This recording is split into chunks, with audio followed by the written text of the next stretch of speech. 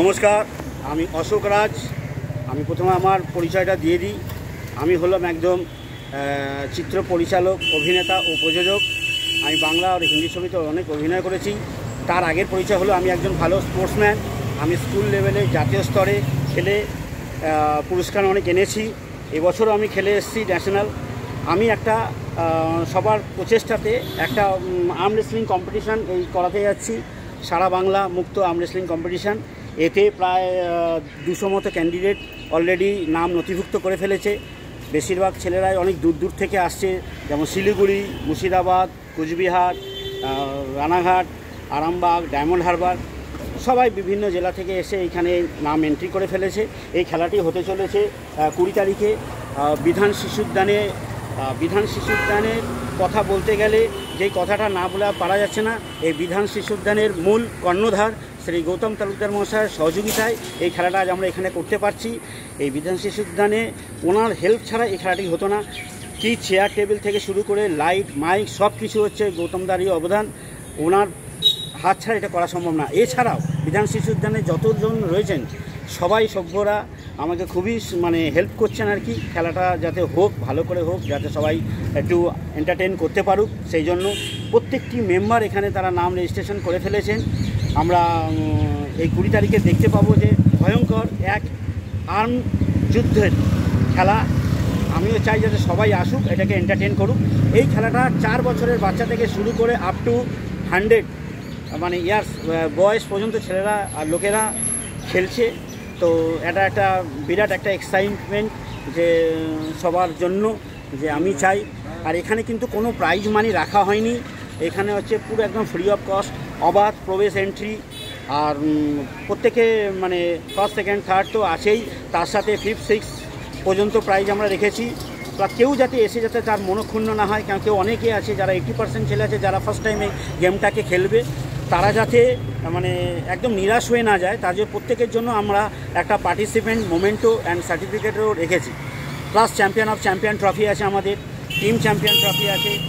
আর কি বলবো, যারা এত দূর দূর থেকে আসছে তাদের থাকার জন্য আমরা এখানে এই শিশুদানের ব্যবস্থাও করে রেখেছি, যাতে তারা এসে যাতে ঠিক টাইম মতো যদি ফিরতে না পারে, যাতে তারা কোনো রকম ডিস্টার্ব না হয়, যাতে পরবর্তীকালে যাতে এসে খেলতে পারে, তার জন্য তাদের সব সুযোগ সুবিধার দিকে আমরা লক্ষ্য রেখেছি।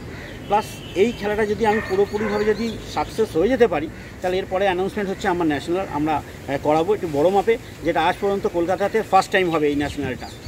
আমাদের এই অনুষ্ঠানের গেস্ট হিসাবে রয়েছেন যেমন ভূমি ব্যান্ডের সুরজিৎ চ্যাটার্জি, প্লাস আমাদের দেবরাজ চক্রবর্তী, আমাদের যুবক টিএমসি, তারপর হচ্ছে আমাদের অভিজিৎ দা রয়েছেন, আমাদের বেঙ্গল অলিম্পিক অ্যাসোসিয়েশনের রয়েছেন অশিস সাহা, রতন সাহা ও জহর স্যার, প্লাস বেঙ্গল মুইথাই অ্যাসোসিয়েশনের রয়েছেন বরুণ দাস। আরও কিছু গেস্ট রয়েছেন, কিছু অভিনেতা আসার কথা রয়েছে, এখন আমি তাদের নাম করব না। এই খেলাটা করার মূল উদ্দেশ্যটা কি? এই খেলাটা হচ্ছে খুবই জনপ্রিয়। খুব কম জায়গায় নিজের শক্তিটা দেখানোটা, লোকে প্রত্যেকেই চায় যাতে আমার গায়ে কত জোর। এই জোরটা দেখাতে গেলে কি আমরা খুব ছোট জায়গায় টেবিলে যেখানে সেখানে আমরা দাঁড়িয়েও আমাদের এই গেমটা করতে পারি। এত ছোট জায়গায় নিজের শক্তি প্রদর্শনটা আমার মনে হয় না আর কোনো গেমে হয়।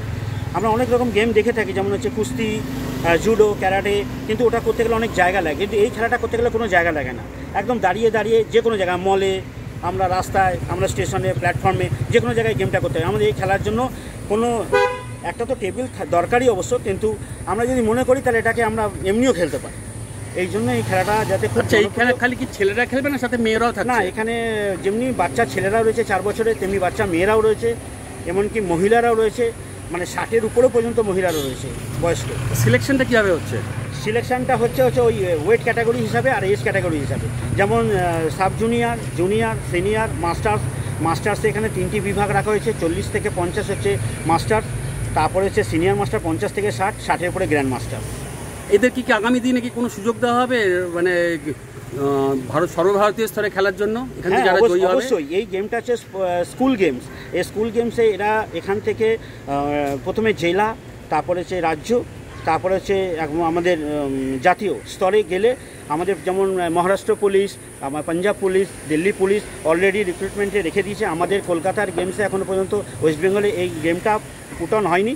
আমাদের এই এখন স্পোর্টস গেমের মধ্যে, স্কুল স্পোর্টস গেমের মধ্যে 27টা গেম রয়েছে, যেমন যোগাসন লাইন আপ হয়েছে, কারাটে লাইন আপ হয়েছে।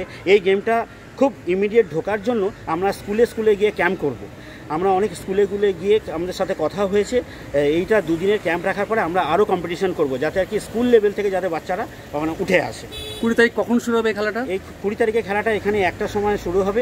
1টা থেকে এই খেলাটা এখন, তারপরে আমরা 5টা পর্যন্ত এখানে টাইম রেখেছি গৌতম দাকে বলে, যে এরপরে আমরা একটা বডি বিল্ডিংয়ের ডেমনস্ট্রেশন রাখবো, জিমনাস্টিক, অ্যাথলেটিক, যোগা, অনেক রকম শোর ব্যবস্থা আছে, প্রদর্শনীর ব্যবস্থা রয়েছে। তো আজকের ছেলে মেয়েদের জন্য আপনি কী বলবেন? আজকের ছেলেমেয়েরা যেমন হচ্ছে বেশিরভাগ সব কম্পিউটার, মোবাইলে যেমন নেশাগ্রস্ত হয়ে যাচ্ছে, আমার মনে হয় ওইগুলো ছেড়ে তারা যদি 1 ঘন্টা করে অন্তত মাঠে অন্তত সময় দেয়, তাহলে মনে হয় তারা আর ওই প্রতিবন্ধী হয়ে যাবে না, ওই এডিক্ট হয়ে যাবে না। আমার মনে হয় প্রত্যেকেরই খেলাধুলাকে একটু জোর দেওয়া উচিত। সরকার যেমনি জোর দিচ্ছে তেমনি গার্জেনদেরও উচিত, যারা তারা যেন খেলাধুলা করছে। আচ্ছা, এই খেলায় কি যে কেউ এসে তারা কি দেখতে পারবে সেখানে এসে? হ্যাঁ, এটা তো অবাধ প্রবেশ, তো এখানে যে কেউ এসে খেলাটাকে দেখতে পারবে, তার আনন্দ উপভোগও করবে।